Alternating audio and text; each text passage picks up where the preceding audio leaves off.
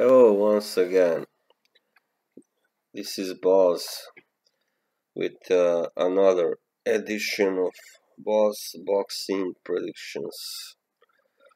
First, I would like to say a bit about the last weekend's, a few fights anyway. Uh, yeah, we saw really great potential new star emerge on Saturday in the form of Josh Taylor.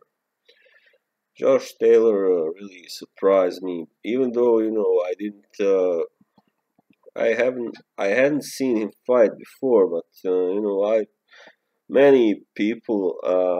seen many people kind of write him off and favoring O'Hara Davis instead. I think now I see why they have been swayed by his seemingly impressive performance against Derry Matthews, but you must remember that Derry Matthews has now for a while been a shot fighter, really. So it wasn't so impressive as much as just a beatdown of a once good fighter, but never really, exceptional Derry Matthews. And Taylor, I was really amazed how he didn't just outpunch Davis, he outboxed him as well. And even though Davis tried to get back into the fight somewhere in the sixth rounds, he just wasn't able to land that much because Davis had really good movement and also rather good defense. And the punch that he floored Davis with in the seventh round, it was really quite amazing. So fast and so precise. And after that, Davis he got up, but then he signaled that he couldn't go on. So kudos and congratulations to Josh Taylor. Yeah, I think Scotland really is in need of another first class fighter. All they had so far was actually Ricky Burns, and he's not really well. I never saw him as world class anyway.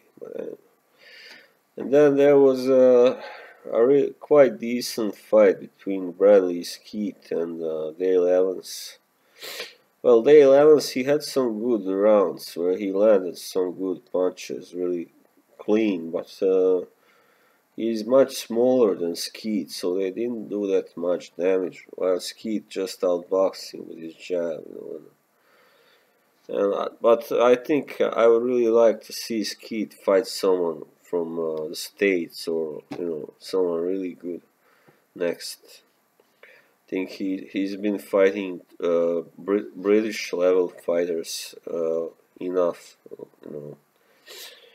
Yeah, and then the fight that I haven't seen yet, actually, but it was between Dmitry Nikhailenko and Kudratilo Abdukaksorov. Abdukaksorov won, but on points. That wasn't the way I predicted he would win, but anyway. He's really one to watch, in the future. Definitely. Uzbekistan has produced already some good fighters like Ruslan Chagayev and Alisher Rahimov. A few others that I cannot recall right now. But anyway, they have always had a strong boxing tradition for some reason. But they haven't really had anyone, maybe except for Chagayev, that really has, lasted long at the world stage, boxing. So I hope this guy can Okay, then that was all I had to say about that. Now let's go on to the next weekend's fights. And the next weekend really promises to be really good. Okay, first fight that I would like to say something about is the one that I've been really perhaps looking forward to the most. It's Joe Smith Jr. versus Sullivan Barrera. Yeah, two great punchers, two guys that both have only been defeated once so far. Even though Smith has yeah, better credentials because he beat Bernard Hopkins in his last fight by knockout, and also Andre Fonfara in one round before that. So yeah, while Barrera he has knocked out Karo Murat and Vyacheslav Shabransky, who was undefeated. Yeah, so but I kind of favor, even though Barrera is taller by 2 inches, he's 6'2". Smith Jr. is 6 feet, but Barrera is 35 already, and while Smith Jr. is 27. He has been, well, perhaps exposed by Andre Ward. Perhaps we can say because he really didn't stand much chance in that fight, and I think Smith would do, and will do, hopefully better against Ward if he should receive a fight in future. Because if he wins this fight, and he's pretty much like a mandatory of Andre Ward because it is for the WBC international title. Yeah, it's a 12-round fight. Yeah. Smith is based in New York while Barrera is based in Miami. So nobody is really at a home advantage because the fight is in LA, in Inglewood actually. Well, I think this will most likely not go 12 rounds either. And I will put my money, to put it that way, not the actual money, but anyway, on Smith Jr. I think he will prevail.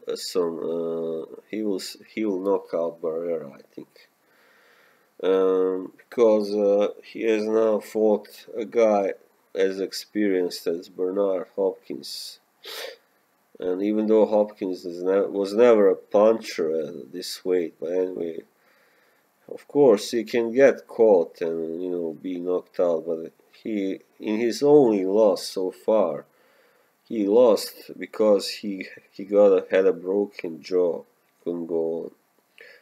So I think unless something like that should happen, I think he will, manage. If he manages to stay away from Barrera's punches and manages to land his own effectively, then he will win, of course. Uh, he's very strong, of course, physically. I think he will be able to bully Barrera, most likely, and I think he will win somewhere in 7th round or something by a knockout or technical knockout. So I'm really looking forward to this one. And then there's a fight between at lightweight. Oh no, sorry,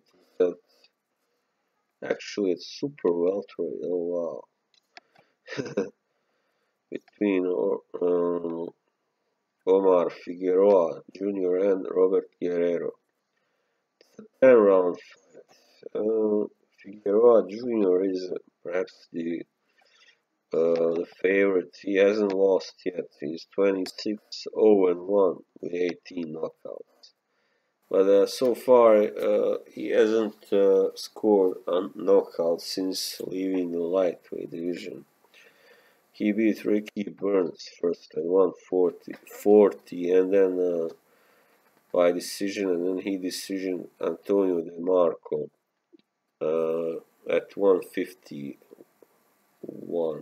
Yeah, 150. But both fights were in 2015. He hasn't fought since. While Guerrero, he has fought in. He fought last year, but he lost to this guy, David Emmanuel Peralta, and he lost to Danny Garcia before that.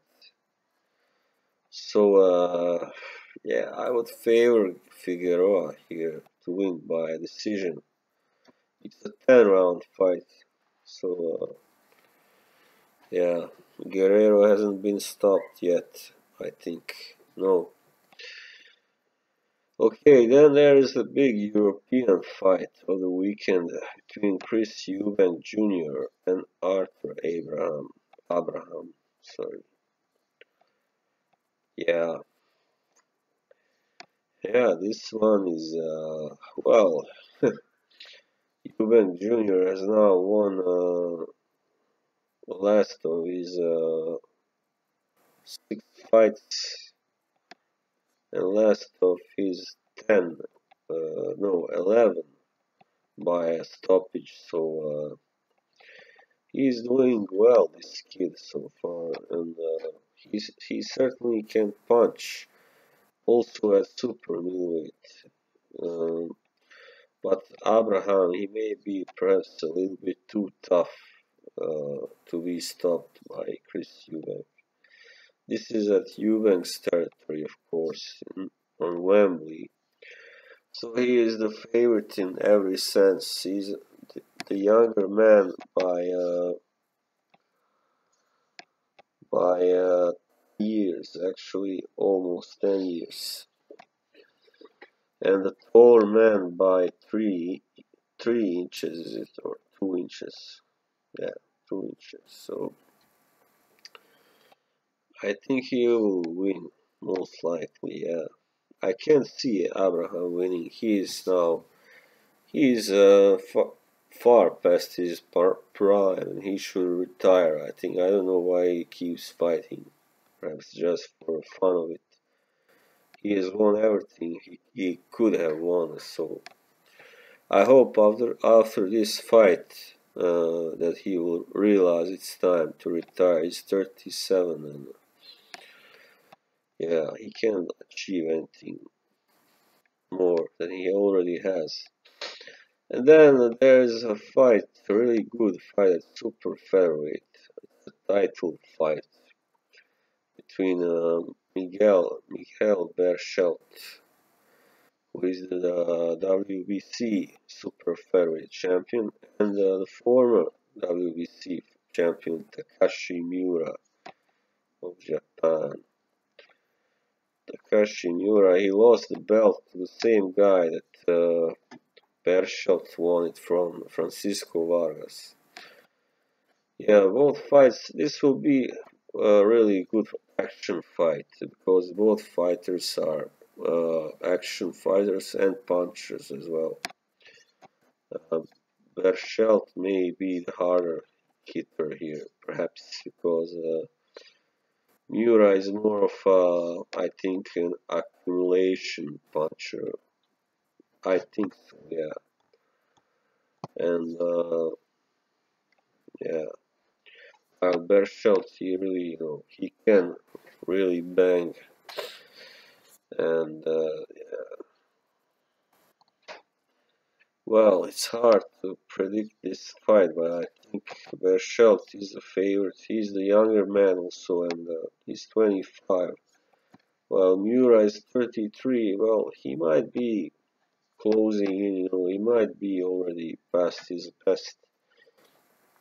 In his last fight, it took him 12 rounds to knock out Michael Roman, who has also seen his best days, of course. And anyway, I think Berchelt will win this fight for sure. Most likely by a stoppage. Yeah, somewhere.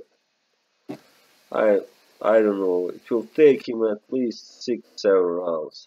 I would imagine. I think somewhere around 8th or 9th or 10th round, most likely. So my prediction is a TKO win for Michael Berchelt or Berhelt.